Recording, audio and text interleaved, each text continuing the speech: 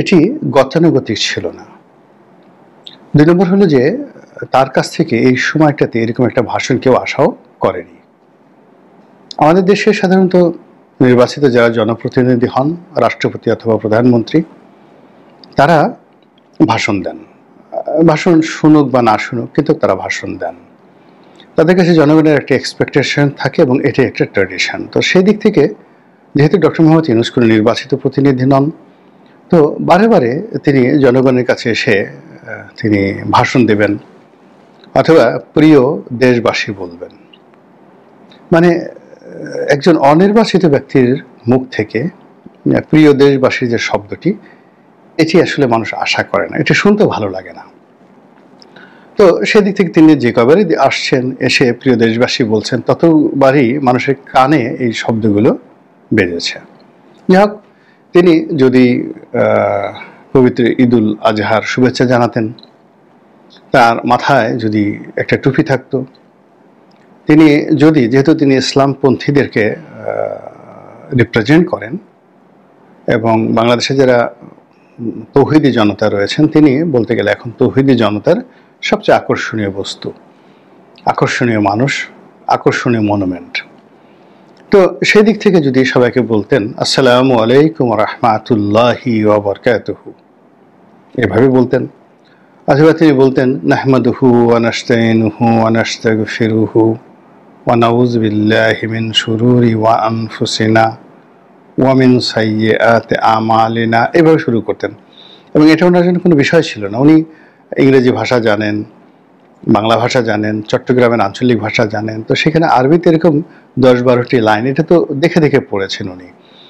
এগুলো দিয়ে যদি তিনি শুরু করতেন তাহলে জিনিসটার সুবিধা হতো। কিংবা পবিত্র ঈদুল আজহা, এটার মর্মবাণী কি, কোরআনে কি বলা হয়েছে, হাদিসে কি বলা হয়েছে, এগুলো নিয়ে ২০-২৫ সেকেন্ড যদি তিনি কথা বলতেন, তাহলে তার যারা শুভার্থী ইসলামপন্থী যারা লোকজন রয়েছেন তারা খুব খুশি হতেন।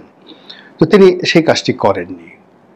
এবং এই যে পবিত্র ঈদুল আজহার যে ভাব গাম্ভীর্য, শুভেচ্ছা জানানো, এটাও না করে এই সময়টিতে তিনি তার নিজের গুণগান করার চেষ্টা করেছেন। তিনি কি করেছেন অতি পূর্বে, যা এখনো কেউ করেননি। তারপর তার বক্তব্যে তিনি ইচ্ছায় হোক অনিচ্ছায় হোক, ভয়ে হোক খুশিতে হোক আনন্দে হোক, তিনি শেখ হাসিনাকে নিয়ে একটি ভয়ঙ্কর মন্তব্য করেছেন।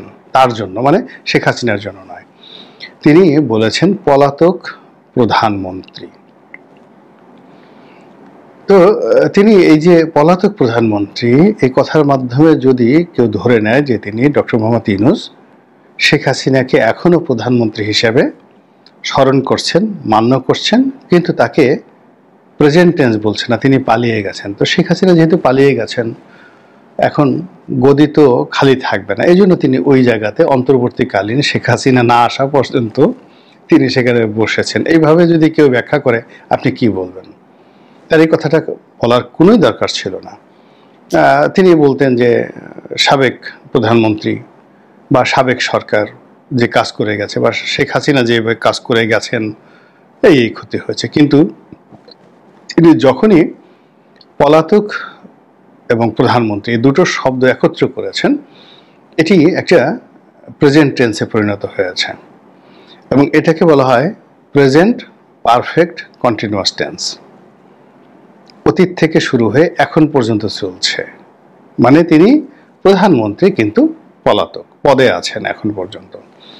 তো এই ভুলগুলো হয়ে যায় মানুষ যখন খুব বেশি গেমিং করতে চায়, খুব বেশি রিমিক্স করতে চায়, খুব বেশি আশ্চর্য করে দিতে চায় মানুষকে, খুব বেশি জনপ্রিয় হতে চায়, তখন এই ধরনের সমস্যা হতে পারে। তো সেই দিক থেকে আমি এই যে তিনি শেখ হাসিনাকে পলাতক প্রধানমন্ত্রী বলেন, এটা নিয়ে আলাদা একটা ভিডিও করব এবং সেটা আপনাদের ভালো লাগবে আশা করি। যাই হোক, এনিওয়ে, তো তিনি কেবলই মাত্র তার এই বক্তব্য ঈদুল আজহা, পবিত্র ঈদুল আজহা, এর মধ্যে তিনি রাখেননি, সীমাবদ্ধ রাখেননি। এবং তিনি, আমি তার ভাষণটি ওইভাবে কি বলবো, আমাকে ওরকম আকর্ষণ করেনি। আমি দেখেছি হালকা একটু, কিন্তু পবিত্র ঈদ উল আজহা এই শব্দটি তিনি উচ্চারণ করেছেন কিনা আমি বলতে পারবো না। এর কারণে একটা শক্ত শব্দ, আরবি উচ্চারণ স্পষ্ট না হলে এই শব্দটি ভালো হয় না। তো যাই হোক, তিনি সেটি কিভাবে বলেছেন, তার গুণমুগ্ধ লোকজন কিভাবে নিয়েছেন সেটি বড় কথা নয়। বড় কথাটা হলো তিনি এই পবিত্র ঈদুল আজহার এই ভাবগাম্ভীর্য, matter of sacrifice, matter of purity, তারপর যাকে বলা হয় ম্যাটার অফ হেরিটেজ, এই সব কিছুর বাইরে গিয়ে তিনি রাজনীতিকে টেনে নিয়ে এসেছেন। আত্মতুষ্টি এবং যে সন্তুষ্টি, এটিকে তিনি সামনে নিয়ে এসেছেন এবং এখানে রাজনীতির তুরুপের তাসগুলো নিয়ে তিনি যেভাবে ট্রাম্প কার্ড ছুঁড়েছেন, ফলে তার এই ভাষণটি একটা নাতি দীর্ঘ ভাষণে পরিণত হয়ে গেছে। সেই যে বিখ্যাত গেটিসবার্গ বক্তব্য দিয়েছিলেন আব্রাহাম লিঙ্কন, আমাদের ইউনূস সাহেব কথা বলতে এত পছন্দ করেন এবং তিনি যদি মার্কিন পার্লামেন্টে এভাবে সময় পেতেন, ব্রিটিশ পার্লামেন্টের সময় পেতেন, এই দুটো পার্লামেন্ট তো বিখ্যাত, এবং তাকে যদি বলা হতো যে আপনি গেটিসবার্গ বক্তব্যের যে রেকর্ডের ভেঙে ফেলেন, ইংরেজিতে বলেন বা বাংলায় বলেন, তিনি কিন্তু সেটা ভেঙে ফেলতে পারতেন।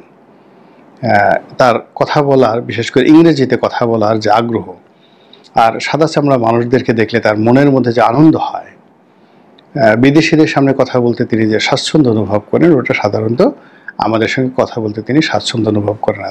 আমাদেরকে দেখলেই তার মেজাজ গরম হয়ে যায়। এর কারণ হলো যে আমরা এই 10 মাসে তাকে বাংলাদেশের কোনো সাংবাদিকদের সঙ্গে ওইভাবে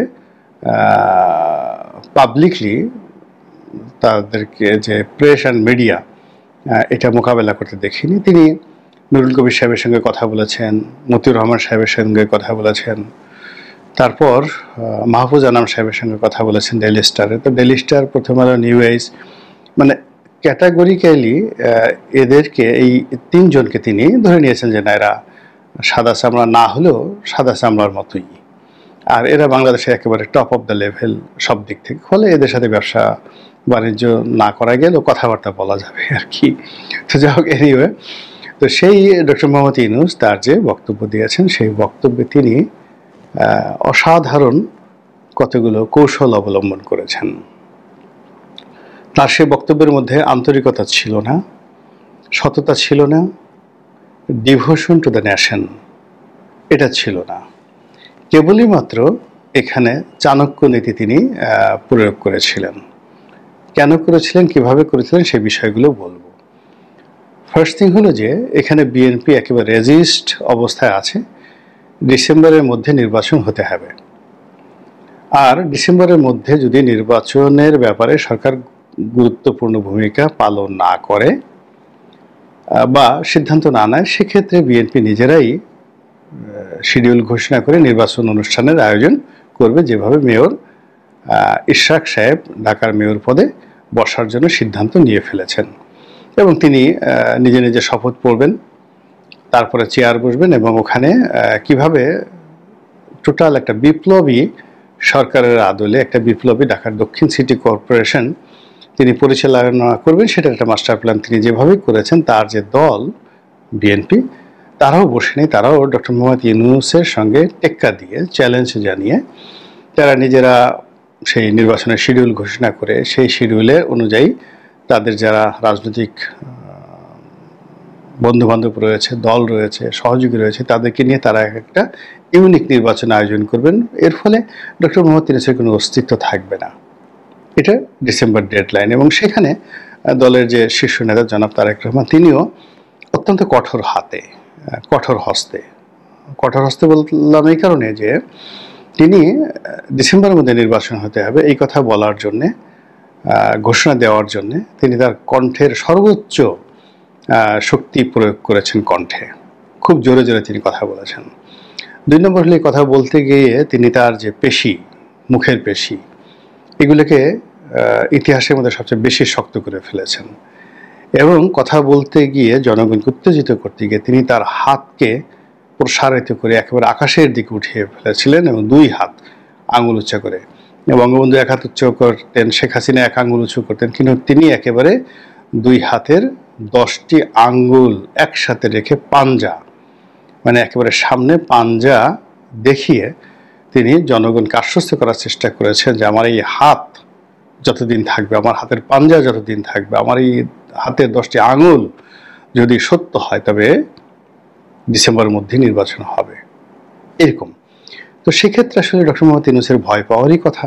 এত বড় একটা রাজনৈতিক দল, তিনি ভয় পেয়েছেনও বটে, এবং সে ভয় পেয়ে তিনি বিএনপির দাবিটা না মেনে বিএনপিকে এটা টান দিয়েছেন, আর নিজেও তার যে অবস্থান থেকে সরে এসেছেন।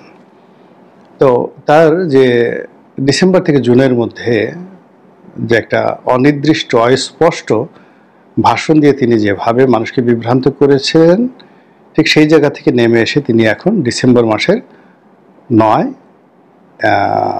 যাকে বলা হয় এপ্রিল মাসের প্রথম সপ্তাহে নির্বাচনের ব্যাপারে একটা ডেডলাইন ঘোষণা করেছেন, আর বলেছেন যে আমি আমার কথা বলে দিলাম, এখন ইলেকশন কমিশন ডিসেম্বর মাসের প্রথম সপ্তাহের কয় তারিখে নির্বাচন হবে সেটার অনুযায়ী তারা তফসিল ঘোষণা করবে। তো এতে করে যারা সাধারণ মানুষ তারা চিন্তা করবেন যে এই লোক আর কি করবে বলেন। বিএনপির দাবি অনুযায়ী তিনি তো সেই এপ্রিল, তারপরে মে, জুন, মানে 3 মাস পিছিয়ে এসেছেন। তো 3 মাস যদি তিনি পিছিয়ে আসেন তাহলে বিএনপিরও তো 3 মাস এগিয়ে গেলে অসুবিধাটা কি? জানুয়ারি, ফেব্রুয়ারি, মার্চ 3 মাস এগিয়ে গেলে তাদের তো কোনো অসুবিধা নেই। তো এরকমভাবে টানা হেঁচড়া যখনই হয় তখন পথটি পিচ্ছিল হয়ে যায়, রিল্যাক্স হয়ে যায়।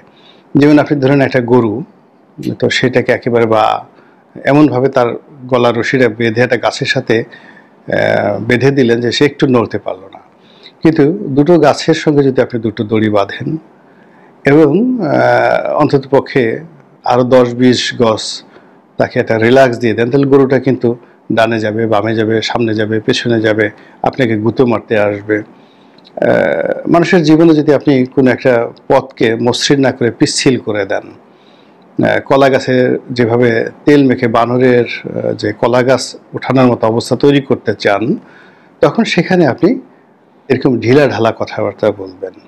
একবার সামনে আসবেন, একবার পেছনে যাবেন, একবার উত্তরে যাবেন, একবার দক্ষিণে যাবেন, এবং এই কাজগুলো করার ফলে কি হচ্ছে যে একটা এলাস্টিসিটি থাকে সমাজের।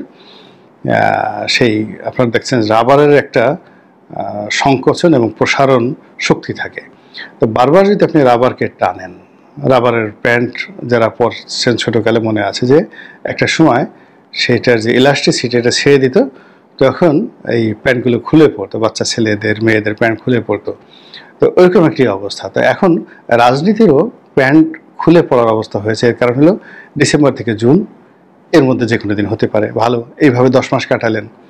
এখন বাকি 4-5 মাস যদি আপনি সেই এপ্রিল মাসের এই সময়টার মধ্যে কাটিয়ে ফেলেন, আর এপ্রিল মাসের মধ্যে যদি কোনো ঠাডা পড়ে, মানে বজ্রপাত হয়, তারপর শেষে কোনো কালবৈশাখীর ঘূর্ণিঝড় হয়, অন্য কোনো সমস্যা হয়, তাহলে আপনি 2-4 মাস আপনি পিছিয়ে দিতেই পারেন। জাতির কাছে সে কথা বলতে আপনার কোনো অসুবিধা হবে না। কিন্তু এর মধ্যে যেটা হবে যে এই যে বিএনপি তার ডিসেম্বরের দাবি থেকে যদি সে মানে ঘূর্ণাক্ষরে জানুয়ারি পর্যন্ত যায়, তাহলে বিএনপির সর্বনাশ। তো এটা কেবলই মাত্র একটা অনেস্ট ঘোষণা নয়, এটা সুন্দর নির্বাচন অনুষ্ঠান করার একটা প্রক্রিয়া নয়, বা সুন্দর একটি নির্বাচন করে একটা গণতান্ত্রিক বিধি ব্যবস্থা প্রতিষ্ঠা করার জন্য একটা অক্লান্ত পরিশ্রম লব্ধ চেষ্টা নয়।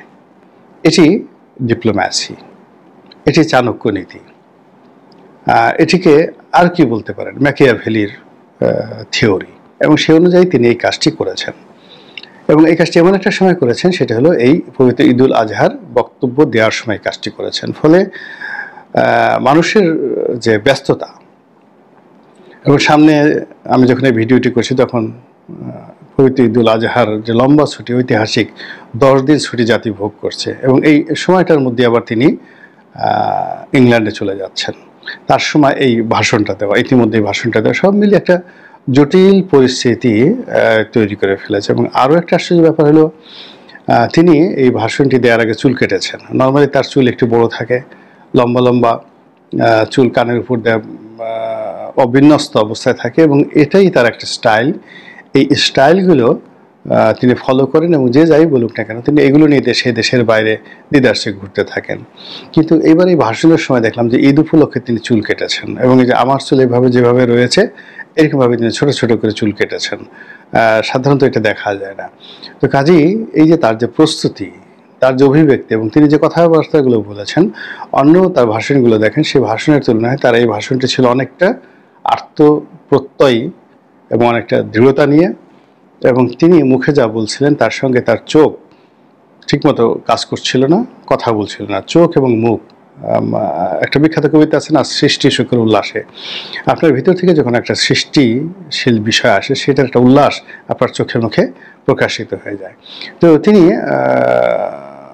জুন মাস থেকে এসে তিনি এখন এপ্রিল মাসে একটা নির্বাচন দেবেন। এটা তার মধ্যে একটা সৃষ্টির সুখের যে উল্লাস থাকবে সেই উল্লাসটা তার চোয়ালে ছিল না, তার ঠোঁটে ছিল না, তার চোখে ছিল না। কেবলই মাত্র কণ্ঠনালী থেকে তিনি কিছু শব্দ উচ্চারণ করেছেন। ফলে কি হচ্ছে, যারা এই বিষয়গুলোর সামাজিকতা, এই বিষয়গুলোর মনস্তাত্ত্বিকতা, এই বিষয়গুলোর রাজনৈতিক গুরুত্ব এবং ঐতিহাসিক প্রেক্ষাপট, এগুলো মূল্য